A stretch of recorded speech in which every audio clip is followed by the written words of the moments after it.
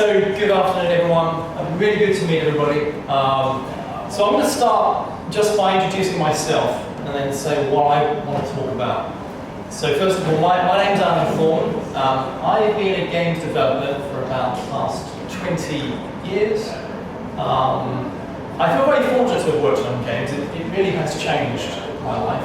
And I can't recommend the games industry highly enough. So if you're planning to enter the games industry, which I hope you are, let me say that I think you're doing a very great thing.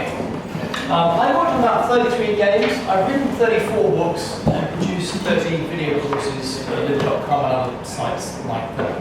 I live and breathe game development. But one thing I will say about games generally is that my view is that you are always permanently a student. It doesn't matter if you're a student now, even when you go into the games industry, you will be a student then, just as I'm a student now, because I never stop learning new things. And so what I want to talk about here is what I call optimized learning. Let me just say what I mean by that. I simply mean that when we take stock of our lives, about a third of our life is lost in quotations, lost to sleeping, for example. We spend about a third of our life sleeping. And you total up the hours of the average life expectancy, about a third is lost to sleep.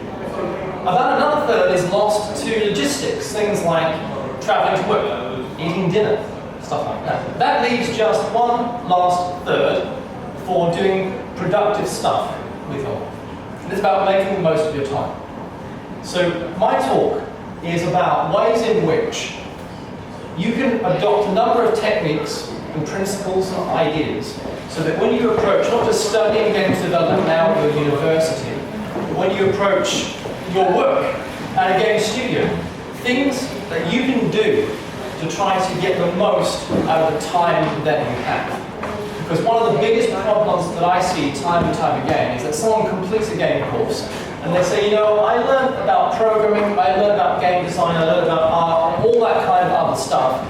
But one thing I felt was that I didn't get as much as I wanted out of the course. I didn't get as much as I wanted out of the time that I invested. So what I want to show you are some things that you can use to maximize that time. And it boils down to 5 main principles that I'm going to go through. The first principle, which you may have heard, has anyone here who's heard of the PARETO principle? Okay, so one person's heard of the PARETO principle. Let me say what the PARETO principle is. It starts with an explanation, and I have to tell you how we can apply it. So first of all, way back in the 19th century, and I really do forget the first name of this economist, but an economist in Italy, whose surname was, not surprisingly, PARETO, he figured out that 80% of the land in Italy was owned by 20% of the population. Now this might not come as a surprise because every day I think we're bombarded with statistics about how much wealth is owned by so few of the population. But what PARETO found was that this ratio, the 80-20 ratio, didn't stop just with wealth. In much more recent times, software development companies, for example Microsoft, but not just Microsoft, lots of other software development companies, have realized that by focusing on fixing the top 20% of errors and bugs in a computer program, including a computer game, they solve 80% of the problems at any one time. Now that ratio is incredibly powerful, and let me say why. It's powerful because we always have so much to do with our time. If we're making a game, for example, we have animations, programming, marketing, so many things to occupy us. But if we think of the entirety of the work that we have to do and break that down to just the top 20%, it turns out, time and time again, that we get 80% of our success already achieved. Now this isn't just some number that is being plucked out of the air recently. This is a well-established principle that has been tried and tested again and again and again. Some examples here across, we have problems. 80% of problems are solved by 20% of the work. But importantly, other companies have found, for example, that 80% of their wealth is generated by 20% of their clients.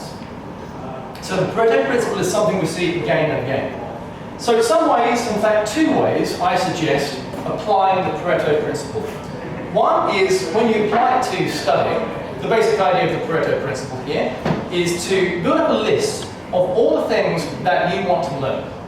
Don't worry about whether the list is extensive or whether it's short. But build up a list of all the things that you want to learn, not just from your course, not just from the course, but just from life generally and being a games developer. Whether it's on the course or off the course, build a list of the things that you want to learn. The next thing is to figure out what is the top 20% of that. First of all, arrange them in order. Priority 1, down to what has the least priority. And focus on that top 20%. Every time you learn something new, think about not just was this part of the top 20%, but if it was outside of it, think about how does it connect to it and how does it relate to it. Very, very important. The second thing that I'd like to say, and this is about just your work generally, is that whenever you're going to work at a game studio, you'll have a task list of some kind.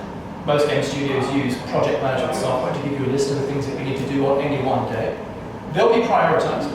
Make sure that priority really is talking to the top 20%. Figure out what do we need to achieve. If we need to fix a set of bugs, are these things that I'm working on right now, is this top 20% really tackling those? So make sure you develop a priority and focus on that top 20%. I'm going to move on to the next tip. If you have questions, I'll take them at the end. The second one, emotional intelligence, which is a very lofty sounding title. Has everybody here heard of emotional intelligence? It's sometimes called EQ for emotional quotient, or EI, not surprisingly. So emotional intelligence really is this, and actually I can't emphasize how important it is for a games developer to have emotional intelligence. Let me just say why. If you're an indie developer, for example, and you're building independent games, it's very often that you'll build a game, you'll spend blood, sweat and tears making it, hours upon hours, weeks upon weeks, lovingly creating this wonderful, wonderful game of yours. You'll upload it to an app store, and then the user reviews arrive, the star ratings. And very often these star ratings are polarized between the 5 stars and the 1 stars, and the 1 stars are not usually very forgiving. They can be incredibly critical. And it's very easy to look at those stars and to be very hurt by it. And usually, 2 things happen when a developer sees a very negative review and they haven't cultivated emotional intelligence. One is they'll revenge develop. And revenge develop is a general term, which is when you're really, really angry with the review and it's influencing what you're going to be making next. The sequel, the downloadable content. You're going to show these people that they're wrong. That's revenge develop. And then the other side, the other extreme, is that it completely crushes your self-esteem and you decide not to develop anything anymore ever again.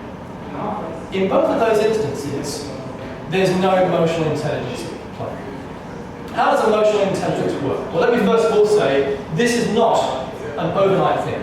You can't just push a button and get emotional intelligence. It takes time and practice to cultivate. So how does it work? Step 1 is about being reflective. It's about being able to take a moment to pause. If you feel that you're being overcome by an emotion, it might be anger. That's a very, very common unproductive emotion. Let's take anger. You're overcome by anger. First step is to recognize that you're feeling angry. That might seem a very obvious, a very simple thing to do, but it is not always the case. If you do feel anger, stop. Don't react. Stop. The second step is to think about what caused the anger. It might be something somebody said, but go into more depth. It's not just the fact that they said something. Question, what was it they said? Why did that make me angry? Could it be because what they've in fact said has a legitimate, I don't know, maybe. But question yourself whether that is in fact the case. The third step, and the really, really important step, is once you've identified the emotion that you feel, and you've identified why you feel it, the third step is about trying to reprogram yourself to some extent. It's about asking, is anger an appropriate emotion for this event? Let's say you do feel angry. What is that causing you to do? If that anger is causing you to engage in destructive behaviors, then that anger is not helping you. It's not that anger in itself is a bad thing, but can anger be channeled constructively to benefit you, to do things for you that you wouldn't otherwise do? It's about retraining how you respond to your emotions. So emotional intelligence. That is incredibly powerful, in fact, because whenever you walk into a company, it's very, very likely that someone at some point is going to upset you. Even if you're a person with wonderful, wonderful tolerance and a wonderful temper, it's very likely someone somewhere will do so. And that means emotional intelligence is going to be very important too. Let's take a look at the next one. The inverted eustress curve. What on earth is that? And it says manage your workload smart, right? Okay, then we can see this graph here. Let me say about what this is and how this works. Anytime you're working on a project, it might be as a student, you're working on a game, for example, or you might be at a studio working on a game. I'm pretty sure everyone who's worked in the games industry is familiar with the term crunch time. It's that time when everybody realizes that all the deadlines have slipped. We're approaching that point where everyone's rushing to get everything done, everyone's stressed, most people are unhappy, and no one's really enjoying what they do anymore because they need to get stuff done. What we see on the horizontal axis, moving from left to right, is this axis which I've called stress. It might more appropriately be called pressure. And the vertical axis is performance. That is, how well are you performing under this degree of stress? So when we move from left to right initially, we'll see that when we have no pressure and no stress, very often people tend not to perform very well. This is not just some curve I've made up, by the way. This is, in fact, a well-established curve. So under very little stress or under little pressure, people aren't performing very well. And that is, they're not getting the most out of their time. Apply some degree of pressure, and we reach what is called peak performance. This is the perfect equilibrium. This is the point at which you can say, yes, you know, what I'm doing right now, everything that I'm doing is perfectly calibrated to get my peak performance. How do we know when you've arrived at peak performance? Well, here's the critical way in which you can know for you whether you have arrived at peak performance. You can know because as more and more stress is applied, once you pass the peak performance and we enter this downward curve here, you're very likely, and nearly everybody, is very likely to start experiencing a set of negative qualities. For example, we're likely to feel agitated. We're likely to feel irritable. We're likely to get to the point where if somebody says to you, how about you get some sleep, you feel, well, that's a luxury I can't afford. Okay? And if you are saying things like that, right, then you've gone beyond peak performance and you've entered this downward spiral. And I can guarantee you that sleep is incredibly important, including during crunch time. Am I advocating that there should never ever be a crunch time? Well, this really depends on the kind of culture and company that you're working at. But the key point to take away is that as you pass peak performance, you're going to have sleep deprivation, agitation. You're going to start also very often, we'll see people blaming others.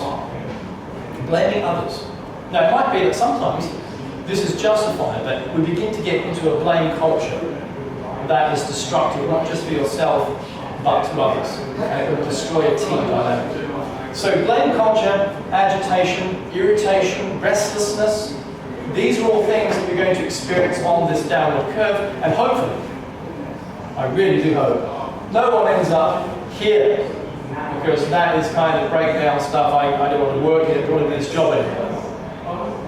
So you know when you've reached peak performance, because the moment you go slightly past it is the moment you start to feel unpleasant symptoms and you want to go back to peak performance.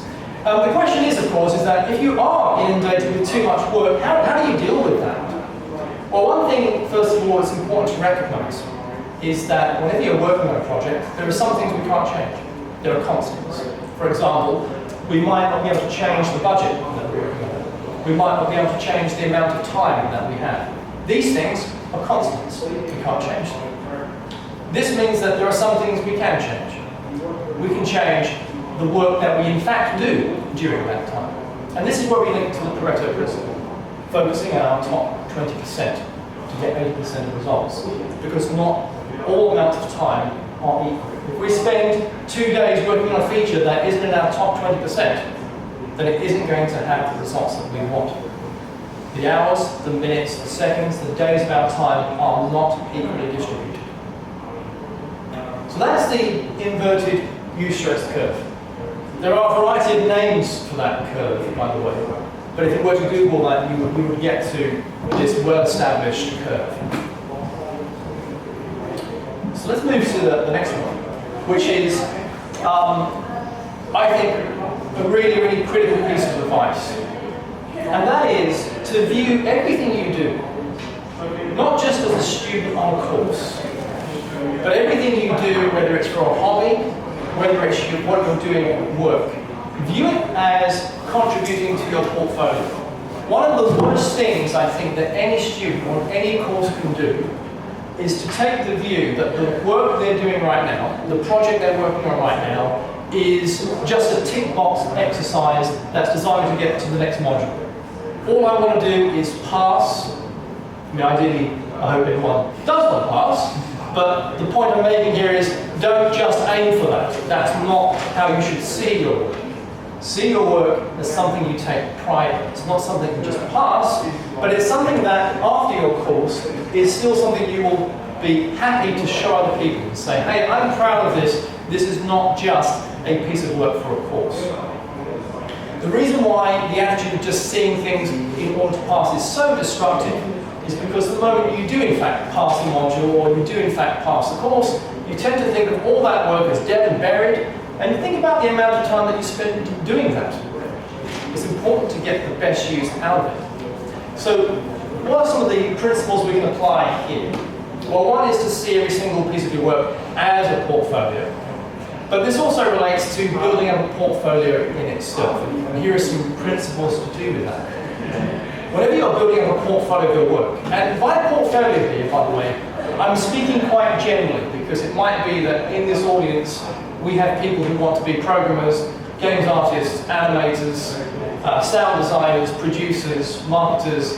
Really, it depends on your field and what you want to be. But whatever work that you do, that's portfolio work, whatever it is.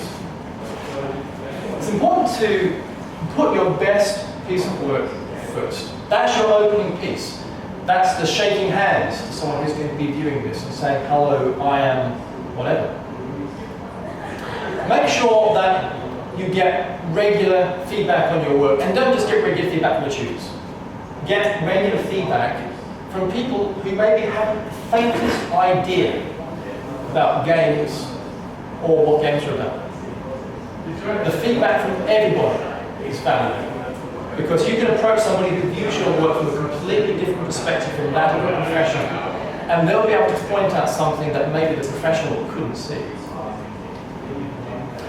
Also remember that your portfolio is only as strong as your weakest piece of work. It's only as strong as your weakest piece of work. And also be aware that work in progress is acceptable. Work in progress is acceptable. Some people think that, well, this isn't finished yet, I won't in fact show it. But that's often a mistake. That's often a mistake. There's nothing wrong with a piece of work that is half finished. The question is it worth showing? And that's the only question. Is it worth showing? Works in progress can be worth showing. One principle I want to point out, and it's really, really important, beware of perfectionism. The word perfectionism and the idea of being a perfectionist is surrounded with positivity, I think, for the most part. Most people like to think of themselves as being kind of perfectionist. Obviously, they want to get the best out of their work, they want their work to look the best, and that's understandable. But there is a danger, there is a double side to perfectionism, and it's this. Perfectionism can lead to paralysis. It's this view that you look at your work, you think about it, and you're not happy with it. And you think, I'll make a change, you make a change, you're still not happy with it because it hasn't met your standards of perfection. And it goes on and it goes on, and in the end, you release nothing. You achieve nothing final. And you don't want to show anybody anything because in your view, it isn't perfect yet. As I mentioned at the beginning, I worked on 33 games, and when I think back on those, I have to say, none of them are perfect. They're all far from perfect, but I'm okay with it. I'm okay with it. I never used to be. When I started, I really wasn't.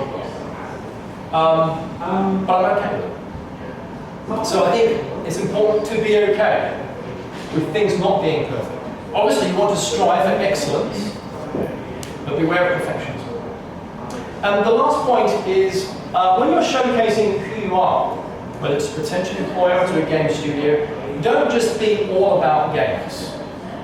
Don't turn up to your job interview with a portfolio and be Mr. or Miss 100% games person. Make sure that you do have interests outside of games. Try to incorporate them into games. So, for example, as I'll mention at the end, one of the things that I do right now is I run a Games MA course at the National Film and Television School. And a lot of students that come onto that course don't necessarily have a games background. They've never worked in games in their life.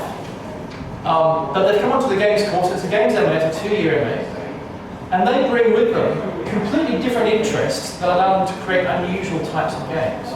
So very recently we had a game made called Be Kind. That is a game about bees, about the conservation of bees across the UK. Somebody had an interest in wildlife and the natural world. Another person's game was about Alzheimer's. They had an interest in neuroscience. So people found ways to take those other interests and to integrate it into their work. And really don't underestimate the importance of that whenever you showcase your portfolio. And this other slide here, which stated in this way seems kind of generic, but there is something very, very important here. So be business-minded, and I want to explain what I mean by that. There is a story about a chicken and a pig who go into business together to start a business. And then the chicken says to the pig, I'll provide the eggs and you provide the bacon. And I think the moral of that story is that when two people go into a business relationship and only one is fully invested, the pig has got his heart and soul in this, right? And the chicken's kind of just providing things as and when needed in a kind of detached way. When you go into anything business and you're not fully invested, there's always going to be a problem. One of the things about being business-minded is not just understanding what it means to set up a games company. It's not just understanding what it means to think about games that might be profitable. It's also thinking about what does it mean to be reliable? What does it mean to be that person who, when things get tough, you're there to resolve that problem? That is an indispensable skill. Being that person that others can turn to in times of trouble and concern, there to fix that. It's also about seeing the work you do as commercial work. So, if you begin working on a student project, again, and it turns out amazing, think about, could we commercialize this? Could we sell it? Remember, every single game that you turn into a business is a shipped product. It creates a level of independence and autonomy within you, a mindset to thinking about, who am I making this game for? So again, being business-minded is something that is important. So in closing, before I go and pick up questions, I want to say that all the slides I've presented here are available at the bottom link if you wish to download them. They're all available here, so you can download them and take a look over those principles that I've mentioned. In closing, I'd like to say that all the principles that I've gone through are just 5 core principles that I've selected. These are certainly principles that I apply in my life to everything that I do when I learn new stuff. They're principles that I apply to the games course that I run, which is a postgraduate MA course. It's a 2-year course at the National Film and Television School. And all the students on that course, for example, in the second year of that MA, they get a whole year to make a game. 1 year, 1 student, 1 game. It's a pretty intensive process. You work like a game studio. But all of these principles are indispensable to getting the most from your time. I think that pretty much covers all I wanted to cover in this presentation. Does anybody have any questions about anything? Just learning, development, or the games industry in general? Yes? Just about portfolios, I remember in the slide that you said make it publicly available. Yes. I'm just curious, when you're sort of very much at the starting it up, is there sort of a point you want to reach before you do that, or is it literally like as soon as you have anything, smack on the website somewhere? Yeah. I think there are maybe 2 approaches to take with that. I think if you're on a games course and you've just started on a games course and you're producing work that at the very beginning is maybe the first work you've ever tried in games, there's every reason to be happy and proud with it. But maybe if you know that, okay, my course is 2 years and I'm in the first half of the first year and I don't need to necessarily make a portfolio right now, then maybe for the first 6 months, just think of that as a practice ground. Once you get past the first 6 months and you start producing work that you've had some time for testing, then think about adding that to, firstly, social media, posting work in progress. And by the end of the first year, I would say, that's when I would establish a portfolio, so that you have the entirety of, say, the second year of your course, to then exhibit that and build and add to that portfolio. The work that you do in the very early stages is not throwaway. It's something that you can come back to and improve. So it's not complete throwaway. Does that kind of answer? Yeah. Those were some really interesting kind of like ways, tools for homemaking, how you can manage your work. Sounds really useful. I wanted to kind of like question something that you said about kind of like, you kind of seem to suggest, especially in the portfolio, that you should make yourself a kind of permanent and public project almost, like, so you're almost always under scrutiny. But doesn't that kind of like push you more towards like the stress side of the curve in terms of social pressure? Don't we need some moments of our life where we don't invest ourselves fully and you'll have a bit of respite from yes. kind of self-governance? Absolutely, yeah. Absolutely. I think that here is partly about taking into account several things. I mean, you're absolutely right. If you are pushing yourself to a point, right, where you've gone beyond peak performance and you're on that downward curve, then absolutely, that's really, in this diagram, this half really I think should be coded in red. Because once you enter this red region, that's a warning sign that says you've gone beyond what's good for you and you've entered a region where you've got to change the way you work.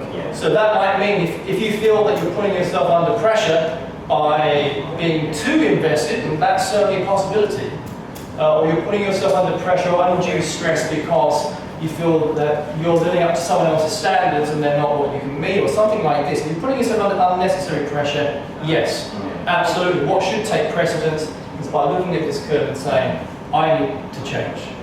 So actually it's interesting that curve kind of almost overrules everything else. It's a bit of a meta. Right, yeah. I think there is a hierarchy here. It hasn't been clear from these slides, which is in sequence, but I think that there is a hierarchy. And I would say probably this is pretty close at the top, if not at the top, because this indicator really is telling us where we should stop, where we put the limits. Yeah. Great. Well, it's been a real pleasure meeting everybody. Thank you very much.